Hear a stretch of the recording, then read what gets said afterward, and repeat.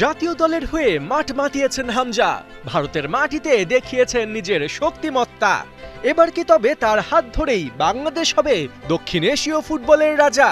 জুনে অনুষ্ঠিত হতে যাওয়া সাফ চ্যাম্পিয়নশিপ ঘিরে বাংলাদেশের ফুটবল ভক্তদের স্বপ্নটা এমনই ছিল।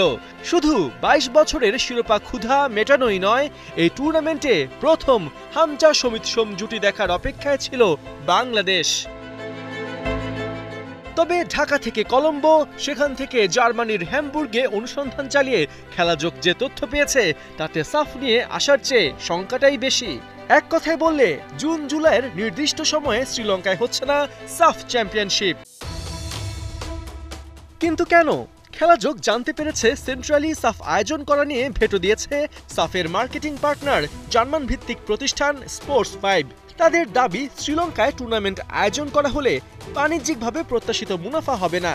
যে পরিমাণ অর্থ সাফকে দেওয়ার কথা সেটার সংকুলন করাও হয়ে উঠবে অসম্ভব।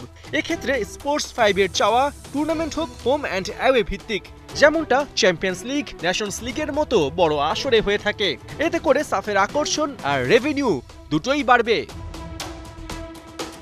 এ বিষয়ে আরো জানতে খেলাযোগের কথা হয় সাফের প্রেসিডেন্ট কাজী সালাউদ্দিনের সাথে।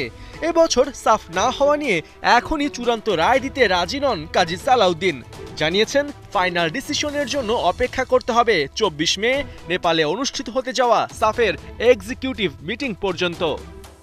এখানে প্রবলেম হলো যে হোম এন্ড অ্যাওয়ে হবে না সেন্ট্রাল হবে। তো সেন্ট্রাল হওয়ার চান্স নাই। হোম এন্ড অ্যাওয়ে হলে সিস্টেমটা করতে গেলে এটা কিভাবে ডিলে হবে, কি হবে না হবে, ওই জিনিসগুলো ডিসিশন হবে ইয়েতে নেপালে। এটা হোম এন্ড অ্যাওয়ে না হইলে এই টুর্নামেন্টটা অত বড় হয় না। ধরো ভেন্যু হলো শ্রীলঙ্কায়। শ্রীলঙ্কায় যদি মালদ্বীপ আর ভুটান খেলে দুটো লোক হবে না, কিন্তু আবার মালদ্বীপে যদি ভুটান যায় তাহলে স্টেডিয়াম ভরে যাবে। পার্সোনাল ওপিনিয়ন হলো এটা হোম এন্ড অ্যাওয়েতে হলে এই টুর্নামেন্টের ইয়ে অনেক বেড়ে যাবে। এই কথোপকথনে স্পষ্ট, হোম অ্যান্ড অ্যাওয়ে ভিত্তিক সাফ নিয়ে মার্কেটিং পার্টনার স্পোর্টস 5 আর সাফ প্রেসিডেন্ট দুপক্ষই একমত। তবে এবছর সাফ বাতিল হওয়া নিয়ে কনক্লুসিভ কোনো ডিসিশন তারা দিচ্ছেন না। কিন্তু বাস্তবতা বলছে নির্দিষ্ট সময় দূর, চলতি বছর সাফ আয়োজন করা প্রায় অসম্ভব।